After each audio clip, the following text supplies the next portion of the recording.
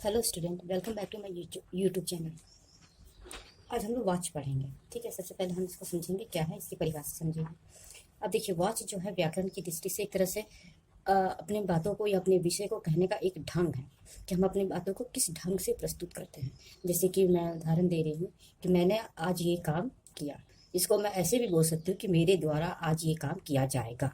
ठीक है, तो बात को कहने का जो ढंग है वही वाच है। इसको हम आप समझेंगे व्याकरण से, इसकी परिभाषा वगैरह और इसके भेद। हाँ, सबसे पहले यहाँ पे देखिए 3 वाक्य मैंने लिखा है। बालक खेलता है, माँ के द्वारा खाना पकाया जाता है, मच्छरों के मारे सोया नहीं जाता। अब यहाँ पे देखिए स्टूडेंट, पहले वाक्य में क्या है, बालक खेलता है। यहाँ बालक, ये जो बालक है ये क्या हो गया आपका, कर्ता हो गया। ठीक है ना, ये काम करने वाला कर्ता हो गया। और ये खेलता है, ये होगी क्रिया इसकी। ठीक है, अब यहाँ पे देखिए माँ के द्वारा खाना पकाया जाता है। माँ के द्वारा का क्या काम किया जा रहा है, कौन सी क्रिया की जा रही है, खाना बनाया जा रहा है। यहाँ पे ये कर्म कर्म हो रहा है। ठीक है, तीसरे वाक्य में हम देखते हैं मच्छरों के मारे सोया भी नहीं जाते। ये एक तरह से हमारे भाव हैं। ठीक है, कि मच्छर इतने ज़्यादा हैं कि हम सो नहीं पा रहे हैं। तो ये एक तरह से भाव हो गया, यानी कि ये कर्ता प्रधान हो गया, ये कर्म प्रधान हो गया और ये भाव प्रधान वाक हो गया। तो यही वाच है। अब हम समझेंगे इसकी परिभाषा। अब यहाँ पे देखिए स्टूडेंट, मैंने 2 परिभाषा लिखी है, दोनों को मैं आपको समझाती हूँ। क्रिया का जो रूप, क्रिया क्रिया तो आप समझ रहे हैं ना कि किया जाने वाला। ठीक है, खेलना, हंसना, ये सारी क्या होगी, क्रिया होगी। क्रिया का जो रूप यह बताए कि क्रिया में कर्ता प्रधान, कर्म प्रधान है या फिर भाव प्रधान है, वही वाच कहलाता है। यानी कि क्रिया के माध्यम से हमें समझ में आता है कि कोई वाक कर्ता प्रधान है या कर्म प्रधान है या भाव प्रधान है, तो उसी को हम वाच कहते हैं। ठीक है, एक और परिभाषा है, इसको भी आप समझ लीजिए कि क्रिया के जिस रूप से यह पता चले कि वह कर्ता, कर्म और भाव में से किस रूप में ढला है, उसे वाच कहते हैं। क्रिया के जिस रूप, यानी कि जो क्रिया है, क्रिया के से ही जो हमारे वाक है वो पता चले कि ये कर्ता वाले हैं, कर्म वाले हैं या भाव वाले हैं, उसमें अगर वो ढले हुए वाक है तो उसको हम ही वाच कहते हैं। तो ये आप समझ को, आप दोनों परिभाषा समझ में आ गई हैं। अब हम चलते हैं इसके भेद की ओर। अब देखिए, वाच के 3 भेद होते हैं, कितवाच, कर्मवाच और भाववाच। ठीक है, सबसे पहले हम कितवाच को समझेंगे। जिन वाक्यों में कर्ता प्रधान हो तथा क्रिया का सीधा संबंध कर्ता से हो, वे क्रियाएं कृतवाच कहलाती हैं। अब यहाँ पे देखिए स्टूडेंट, जिन वाक्यों से आपको ये पता चले कि इस वाक्य में कर्ता प्रधान है, यानी कि काम करने वाला व्यक्ति प्रधान है। ठीक है, और उसका क्रिया से सीधा संबंध हो। जैसे पहले वाले वाक्य में हमने देखा था, शुरू में हमने देखा था कि बालक खेलता है। अब यहाँ पे सिर्फ बालक है और क्रिया हो रही है, क्रिया। ठीक है ना, तो ये क्या हो गया, आपका कर्ता प्रधान हो गया। चलिए, अब इस बालक का सीधा संबंध क्रिया से हो रहा है। ठीक है, अब इसमें कुछ और पॉइंट हैं जिसको कि आप समझना जरूरी है। अब इन वाक्यों में देखिए, इन वाक्यों में क्रिया के लिंग वचन कर्ता के अनुसार ही होते हैं। लिंग वचन कर्ता के अनुसार ही होंगे, कर्ता के अनुसार, यानी कि यहाँ पे कर्ता आपका अगर एक ही है तो आपके उसी हिसाब से वो वचन और लिंग दोनों ही बदल जाएंगे, उन्हीं के अनुसार ही आपकी क्रिया हो जाएगी। ठीक है, अब हम इसका एक जो पॉइंट और है उसको भी हम समझ लेते हैं, जिससे कि हमको इस बात को समझने में आसानी होगी, पहचानने में भी आसानी होगी। अब यहाँ पे तीसरा पॉइंट क्या है, इस कृतवाच के कि कर्ता के आगे ने विभक्ति होती है। यहाँ पे ने, कभी कभी ऐसे वाक्य भी मिल जाते हैं जिसमें ना होकर के उसका भाव आता है, तो वो उस तरह के वाक्य को भी हम कृतवाच में ही रखते हैं। जैसे हमें 2-3 उदाहरण दिया है, जैसे आरजू पत्र लिख सकती है। ठीक है, सविता ने कपड़े धोए, प्रधानमंत्री जी ने नोटबंदी की घोषणा की, बच्चे कबड्डी खेल रहे। अब यहाँ पे देखिए, इस वाक्य में ने आया है, सविता ने कपड़े धोए, प्रधानमंत्री जी ने नोटबंदी की घोषणा की। अब इस वाक्य में देखिए, बच्चे कबड्डी खेल रहे हैं, सर आरजू पत्र लिखिए, इसमें ने विभक्ति नहीं है, तो इस तरह के वाक्य भी इसमें हैं, क्योंकि इसमें ना का भाव आ रहा है इसमें। और यहाँ पे देख सकते हैं कि सिर्फ यहाँ पे ये सारे जो कर्ता हैं, आरजू, सविता, प्रधानमंत्री, बच्चे, ये सब कर्ता हैं। ठीक है, कर्ता का और ये क्रिया का सीधा संबंध है, इसीलिए ये सारे वाक्य आपके कृत प्रधान होंगे। कृत प्रधान वाक्य को समझने का, पहचानने का सबसे सरल तरीका ये ने विभक्ति ही होती है। ठीक है, जिस वाक्य में ने हो और करता हो वो वाक्य आपके कृत प्रधान होते हैं। चलिए, अब हम आगे बढ़ते हैं। कर्म प्रधान, कर्मवाच। जिन वाक्यों में कर्म की प्रधानता होती है तथा क्रिया का सीधा प्रभाव कर्म पे पड़ता है, क्रिया का सीधा प्रभाव कर्म पे पड़ता है। ठीक है, जो भी क्रिया हो रही है उसका प्रभाव किस पे पड़ेगा, कर्म पे पड़ेगा। और ठीक है, उसमें वो वाक्य आपके कर्म प्रधान भी होने चाहिए। अब इसमें कुछ और देखते हैं ये बिंदु को। इन वाक्यों में क्रिया के लिंग और वचन भी कर्म के अनुसार ही होते हैं, कर्ता के आगे से, द्वारा, के द्वारा होता है। अब इसको पहचानने का सबसे सरल तरीका है से, द्वारा, के द्वारा। जिन जिन वाक्यों में से, द्वारा, के द्वारा आता है कर्ता के आगे, कर्ता के आगे, ठीक है ना, कर्ता के आगे से, द्वारा, के द्वारा आए तो ऐसे वाक्य आपके कर्म प्रधान होते हैं। इसमें भी क्या है आपके, इस कर्म प्रधान वाक्य में भी क्या है आपके जो ये लिंग और वचन जो है वो भी आपके कर्म के अनुसार ही परिवर्तित हो जाएंगे, यानी कि क्रिया के लिंग और वचन भी कर्म के अनुसार ही बदल जाएंगे। ठीक है, इसका उदाहरण हम देखते हैं तो और अच्छे से स्पष्ट हो जाएगा। जैसे मैंने लिखा है, नवीन के द्वारा पतंग उड़ाई जा रही है। अब यहाँ पे देखिए, नवीन के द्वारा पतंग उड़ाई जा रही है, यहाँ पे क्या आया, के द्वारा। ठीक है, पतंग क्या हो गया, उसका कर्म हो गया। ठीक है, कर्म हो गया, उड़ाई जा रही है, यहाँ पे ये आपकी क्रिया हो गई। तो आपको समझ में, आप यहाँ पे पतंग, यहाँ पे देखिए उड़ाई, नवीन जो है ये पुल्लिंग है, एक वचन वाले हैं तो इसकी क्रिया भी वैसी ही होगी। अब ये पतंग, ये क्या है, स्त्रीलिंग है। ठीक है, तो यहाँ पे क्रिया आपकी चेंज हो गई। ठीक है, तो इसको ध्यान में रखेंगे। अब यहाँ पे दूसरा उदाहरण हम देखते हैं, अध्यापक द्वारा पाठ पढ़ाया जा रहा है। अब यहाँ पे देखिए द्वारा, तो इन वाक्यों में क्या हो गया, द्वारा आ गया, यानी कि एक कर्म प्रधान यानी कर्मवाच्य हो गए। अब नेक्स्ट हम बढ़ते हैं, सविता से पत्र लिखा जा रहा है। अब यहाँ पे देखिए से आ गया है, तो इससे इस माध्यम से हम कर्मवाच्य के वाक्यों को पहचान सकते हैं। एक उदाहरण और मैंने दिया है कि प्रधानमंत्री जी ने के द्वारा नोटबंदी की घोषणा की। अब यहाँ पे देखिए के द्वारा आए। ठीक है, सारे वाक्यों में देखिए से, द्वारा, के द्वारा आए, तो ऐसे वाक्य होते हैं आपके कर्मवाच्य। अब आते हैं तीसरी आपकी भाववाच्य होते हैं। जिन वाक्यों में कर्ता या कर्म प्रधान ना होकर के केवल भाव प्रधान होते हैं, ऐसे वाक्य जिसमें ना कर्म की प्रधानता हो ना कर्ता की प्रधानता हो, यहाँ पे भाव की प्रधानता हो। ठीक है, हमारे भाव कितने तरह के होते हैं, जैसे कि हंसी, खुशी, दुख, ये सारे भाव होते हैं। ठीक है ना, तो इसकी प्रधानता होती है, तो ऐसे शब्दों को हम और ऐसे वाक्यों को हम भाववाच्य में रखते हैं। अब इसको हम कैसे पहचानेंगे इन वाक्यों में। अब देखिए, इन वाक्यों में नहीं शब्द हो या फिर नहीं या मत का भाव समझ में आए। जैसे कि कोई वाक्य लिखा जिसमें नहीं आ रहा है, या फिर कोई ऐसा वाक्य है जिसमें कि नहीं का भाव आता हो, तो ऐसे वाक्य को हम इसमें रखेंगे।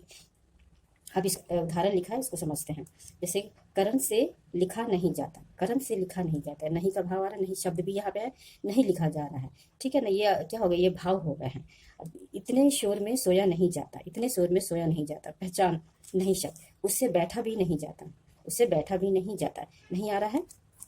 अब यहाँ देखिए, दादाजी से धीरे धीरे चला जाता। अब यहाँ पे देखिए, नहीं शब्द जो है वो इसमें नहीं आया, पूरे वाक्य में कहीं नहीं, लेकिन इसका भाव क्या है, दादाजी से धीरे धीरे चला जाता है। यहाँ पे क्या, यहाँ पे भाव आ रहा है, वो धीरे धीरे चले, वो तेज नहीं चल सकते।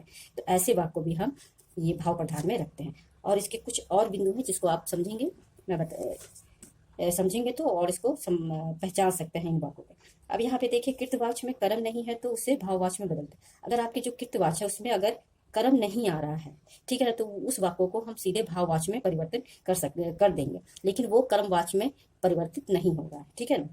अब देखिए, क्रिया समान भूतकाल या एक वचन में होता है। अब ये भाववाच्य में क्या होता है, सारी क्रियाएं जो हैं वो आपकी भूतकाल, समान भूतकाल की होंगी। ठीक है, और वो हमेशा एक वचन नहीं होगा। अब हम यहाँ पे मैंने आपको समझने के लिए, वाक्यों को पहचानने के लिए इस तरह का एक टेबल बनाया है, इसको आप समझ जाएंगे तो इस तरह के वाक्यों को आप समझ सकते हैं कि कौन सा भाववाच्य है, कौन सा कर्मवाच्य है, कौन सा कृतवाच्य है। उस वाक्यों को आप आसानी से सरलतापूर्वक समझ जाएंगे। आप यहाँ पे देखिए, कृतवाच्य में क्या होगा, हमेशा कर्ता के आगे नहीं ही आएगा। ठीक है, अगर ने आ भी सकता है और नहीं भी आ सकता, क्योंकि इससे पहले हमने ने वाले और बिना ने वाले भी उदाहरण हमने देखे हैं। तो कृतवाच्य वो होंगे जिसमें ने आएगा और नहीं भी आएगा, लेकिन भाव उसका ने का आना चाहिए। ठीक है, अब यहाँ पे कर्मवाच्य में क्या है, कर्ता से द्वारा या के द्वारा, से द्वारा या के द्वारा, ये शब्द इसमें जुड़े हुए होने चाहिए कर्ता के बाद। ठीक है, भाववाच्य में क्या है, भाववाच्य में से, अब से के आगे क्या होगा, नहीं का भाव आना चाहिए, यानी कि जैसे मैंने उदाहरण दिखे, इससे चला भी नहीं जाता, इससे से आया और आगे में नहीं चला भी नहीं जाता। ठीक है, होगा और नहीं भी होगा, लेकिन नहीं का भाव यानी मत का भाव होना चाहिए। अब यहाँ पे इसमें क्या है, द्वारा भी इसमें होता है, लेकिन उसमें भी क्या होगा, नहीं का भाव आना चाहिए।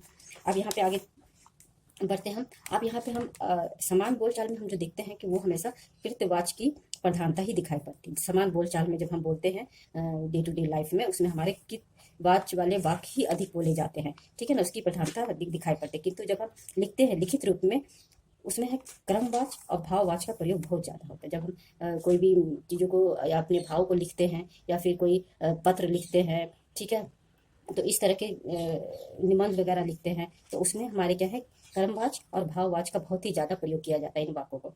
ठीक है, अब हम आगे बढ़ते हैं कि इन वाच्यों को एक दूसरे में कैसे बदलना चाहिए, उसकी क्या। अब आगे में है कि वाच्यों को परिवर्तन, यानी कि एक दूसरे में कैसे परिवर्तित करेंगे, यानी कि कृतवाच को कर्म में कैसे परिवर्तित करेंगे या कृतवाच को भाव में कैसे परिवर्तित करेंगे। चलिए यहाँ पे मैं उदाहरण से ही आपको समझाऊंगी, क्योंकि मैंने सारे नियम आपको बता दिए हैं कि कृतवाच में ने होगा या फिर ने का भाव होगा, कर्मवाच में से द्वारा के द्वारा होंगे कर्ता के आगे, और भाववाच में क्या है, कर्ता के आगे से होगा और उसमें नहीं का भाव या नहीं शब्द भी होगा। तो ये सारी चीज़ें मैंने आपको कुछ बिंदु बता दिए हैं जिससे कि आप उन वाक्यों को पहचान सकते हैं, और उसको ही ध्यान में रख के ही हम वाच को परिवर्तित करेंगे। जैसे कि यहाँ पे पहला है कृतवाच से कर्मवाच में परिवर्तन करना, कि कृतवाच वाले जितने भी वाक्य उसको कर्मवाच में हम कैसे परिवर्तित करेंगे। तो हमने जो कृतवाच के सारे बिंदु को जो हमने पढ़ा है उसको ध्यान में रख के ही परिवर्तित करेंगे। देखिए पहला उदाहरण है, सैनिक देश की रक्षा करता है। अब इसमें सिंपल सा एक कर्ता है और आगे क्रिया हो रही है, तो इसको हमको कर्मवाच में परिवर्तन करेंगे। तो इसमें क्या हो जाएगा, कर्मवाच में परिवर्तन करने के लिए हमारे क्या है, से द्वारा या के द्वारा, इन शब्दों को हम कर्ता के आगे जोड़ देंगे। तो क्या हो जाएगा कि सैनिक के द्वारा, यहाँ पे मैंने लिखा सैनिक के द्वारा देश की रक्षा की जाती है। ठीक है, मैंने क्या किया, के द्वारा जोड़ दिया है, कर्ता के आगे के द्वारा जोड़ करके मैंने कर्मवाच में परिवर्तित कर दिया। ठीक है, आगे बढ़ते हैं, वाक्य को देखते हैं। नंबर 2, बच्चे कबड्डी खेल रहे हैं। यहाँ पे देखिए बच्चे कबड्डी खेल रहे हैं, हमको इसको कर्मवाच में परिवर्तित करना। तो कर्मवाच में परिवर्तित करने के लिए कर्ता के आगे से द्वारा के द्वारा हम जोड़ देते हैं, ये से द्वारा या के द्वारा हम इसमें जोड़ देते हैं। तो अब यहाँ पे देखिए बच्चे हैं, बहुत सारे बच्चे हैं, तो बच्चों के द्वारा कबड्डी खेली जा रही है। अब यहाँ पे देखिए क्रिया परिवर्तित हो गई, यहाँ पे खेल रहे हैं, यहाँ पे खेली जा रही है, परिवर्तित हो गई है ना। तो वचन और लिंग के अनुसार हमारी क्रिया क्या होगी, बदल जाएगी। अब आते हैं तीसरे में, रमन स्वादिष्ट केक बनाएगा। अब यहाँ पे देखिए रमन, इसमें ने हमने कृतवाच में क्या पढ़ा था, उसकी कर्ता के आगे ने भी होगा या ने होगा या नहीं भी हो सकता है। ठीक है, तो यहाँ पे देखिए रमन स्वादिष्ट केक बनाएगा, तो इसको हम कैसे परिवर्तित करेंगे। हमने क्या किया, नमन के द्वारा, हमने क्या जोड़ा इसमें, के द्वारा स्वादिष्ट केक बनाया जाएगा, स्वादिष्ट केक बनाया जाएगा। अब यहाँ पे क्या हो गई, हमारी एक क्रिया बदल गई। ठीक है, ये समझ में आ गया। आगे बढ़ते हैं, कुछ और उदाहरण है। कमल दौड़ रहा है। ठीक है, सिंपल सा वाक्य है, कमल दौड़ रहा है, एक करता है, क्रिया हो रही है। अब हमको कर्म वाक्य में चेंज करना, परिवर्तित करना। तो क्या हो जाएगा, कमल से दौड़ा जा रहा है। हमने क्या जोड़ा, सिर्फ से जोड़ दिया। ठीक है ना, से जोड़ दिया और हमारी क्रिया बदल गई, और कमल से दौड़ा जा रहा है, ये हमारा सेंटेंस हो गया, ये हमारा वाक्य हो गया कर्मवाच, ये हो गया हमारा कर्मवाच। ठीक है, अब एक और है, जय हर माह सौरभ पत्रिका खरीदता है। अब यहाँ देखिए इसमें भी हमको कर्मवाच में ही इसको परिवर्तित करनी है। कर्मवाच में परिवर्तित करनी है, इसका क्या नियम हमने पढ़ा था कि कर्मवाच में परिवर्तित करने के लिए कर्ता के आगे से द्वारा के द्वारा जोड़ा जाएगा। तो हमने यहाँ पे क्या जोड़ा, यहाँ में हमने जोड़ा जय द्वारा।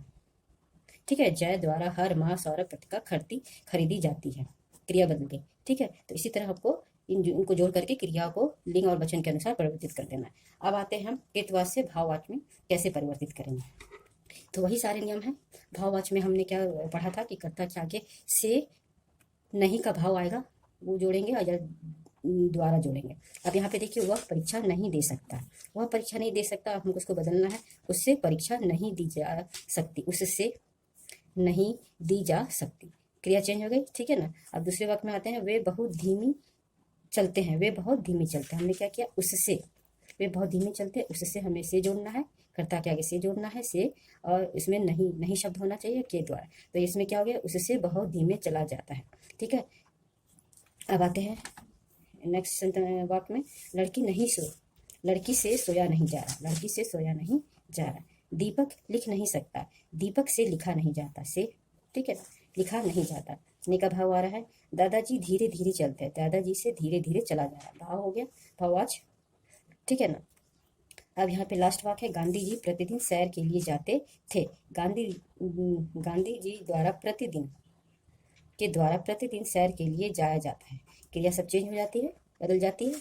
ठीक है ना। तो इस सबको आप ध्यान में रख करके इन वाक्यों को परिवर्तित कर सकते हैं। मेन चीज आपका ये टेबल है, इस टेबल को आप याद कर लीजिए तो इस वाच वाले वाक्यों को आप आसानी से सरलतापूर्वक उसको पहचान भी सकते हैं कि कौन सा ये वाच है, और उसको आसानी से सरलतापूर्वक आप उसको एक दूसरे वाच में परिवर्तित भी कर सकते हैं।